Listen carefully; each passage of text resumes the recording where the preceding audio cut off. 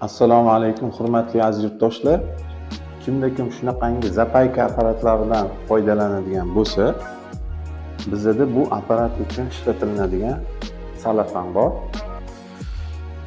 Xo'p, hozirda ko'pchilik mana shunaqangi rasmli salafanlardan foydalanyapti.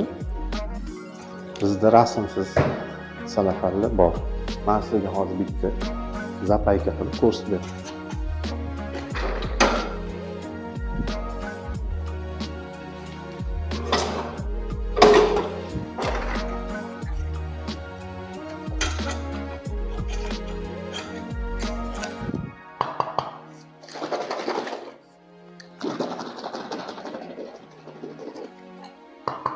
Xohlasa uyaltirib qo'ymaydi.